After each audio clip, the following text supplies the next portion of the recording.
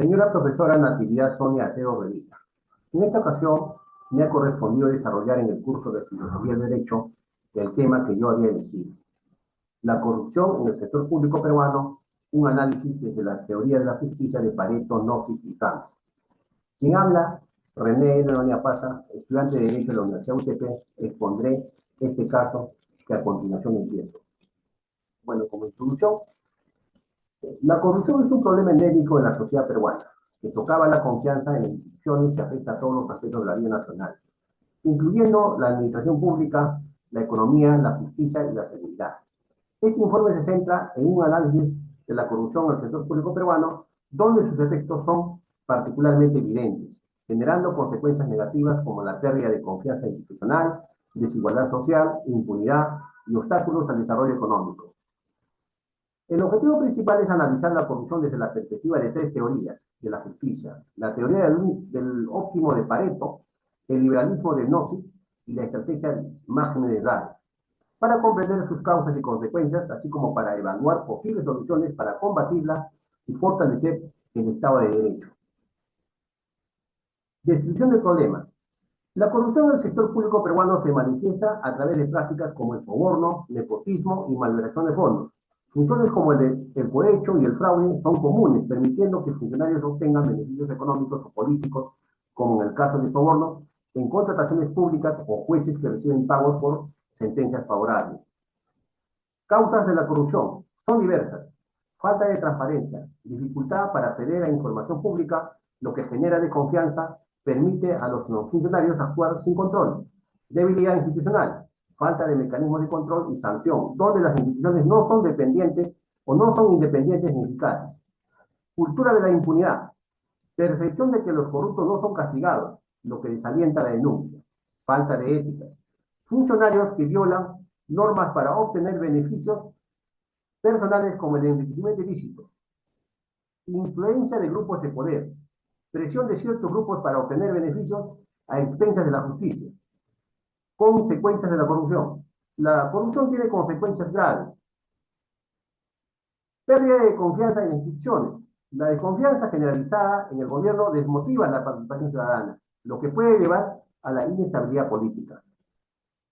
Desigualdad social. La corrupción beneficia a unos pocos, aumentando la desigualdad y favoreciendo a los corruptos a expensas de los más vulnerables, generando potenciales conflictos sociales. Obstáculo al desarrollo económico. Desincentiva la inversión extranjera y desvía recursos de proyectos de desarrollo, reduciendo la competitividad y el crecimiento económico. Impunidad. Genera un entorno donde la corrupción es tolerada, perpetuando un ciclo de delitos. En resumen, la corrupción socava la confianza en instituciones, incrementa la desigualdad, obstaculiza el desarrollo económico y perpetúa la impunidad, afectando gravemente a la sociedad peruana. Análisis de la corrupción desde las teorías de la justicia. La corrupción distorsiona la distribución de recursos y el funcionamiento del Estado y puede ser analizada desde las diversas perspectivas filosóficas. En particular, se examina a través de la teoría del óptimo de Pareto, que establece que una situación es eficiente si no se puede mejorar la de una persona sin empeorar la de otra. Corrupción como factor de ineficiencia. La corrupción desvía recursos públicos hacia intereses particulares, generando una mala asignación de estos. Por ejemplo, un funcionario corrupto puede otorgar contratos a empresas que ofrecen sobornos en lugar de las mejores propuestas. Este resultado en proyectos de menor calidad y no satisface las necesidades de la población, disminuyendo el bienestar general. Violación del principio de Pareto. La corrupción beneficia en los corruptos a expensas de la sociedad, reduciendo la calidad de los servicios públicos y limitando el acceso a las oportunidades. Esto viola el principio de Pareto, ya que mejorar la situación de los corruptos empeora la de la sociedad en su conjunto. Ejemplos concretos. Casos como Odebrecht y Lavajato ilustran cómo la corrupción ha llevado a una ineficiencia en la construcción de obras públicas, donde se priorizó el soborno sobre la calidad y la eficiencia. En resumen, la corrupción es un factor de ineficiencia que afecta negativamente la utilización de los fondos públicos y el bienestar general de la sociedad. La corrupción y el liberalismo de Nozick, un análisis de los derechos individuales y la propiedad privada. Este análisis aborda el impacto de la corrupción en los derechos individuales y la propiedad privada desde la perspectiva del liberalismo de Nozick, quien sostiene que los individuos tienen derechos inherentes, incluido el derecho a la propiedad, y que el Estado debe ser limitado para proteger estos derechos. Impacto de la corrupción. Violación del Estado de Derecho permite abuso de los poderosos sobre los vulnerables socavando la equidad de la ley. Desigualdad y discriminación. Genera un acceso de desigualdad por recursos basados en riquezas y conexiones. Restricción de la libertad individual. Facilita la extorsión y limita la capacidad de decisión de las personas. Afectación de la propiedad privada. Expropiación ilegal. Permite la apropiación de propiedades sin seguir procedimientos legales. Promoción de sobornos. Crea un entorno donde los contratos dependen de pagos ilegales. Inseguridad jurídica. Debilita el sistema legal que protege la propiedad, haciéndolas vulnerables a abusos.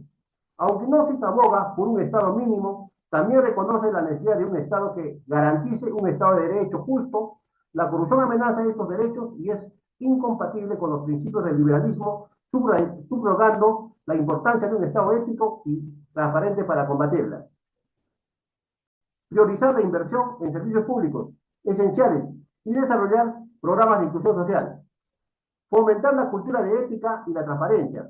Implementar programas de educación ciudadana, promover la participación de la sociedad civil en la lucha contra la corrupción y aplicar sanciones severas a los corruptos. La justificación de estas soluciones radica en optimizar el uso de recursos, proteger los derechos individuales y promover la equidad y justicia social. Esta propuesta busca crear un sistema más justo y equitativo, mejorando la calidad de vida en la sociedad peruana. Conclusiones. Al analizar de la corrupción en el Perú a través de la teoría de la justicia de Pareto, Nozick y Ralph, revela que la corrupción no solo afecta la eficiencia de la asignación de recursos, sino que también socava los derechos individuales, genera desigualdad y limita oportunidades para los más desfavorecidos. La corrupción desvía recursos públicos hacia intereses particulares, afecta la calidad de los servicios y perpetúa la pobreza, y además de debilitar el Estado de Derecho y la confianza en las instituciones. Combatir la corrupción es esencial para el desarrollo del país. La propuesta de política busca abordar estos desafíos mediante la eficiencia en la asignación de recursos, la protección de derechos individuales y la promoción de la equidad. Fortalecer el Estado de Derecho, fomentar la transparencia y crear una cultura ética son fundamentales para construir un Perú más justo y próspero. Muchas gracias.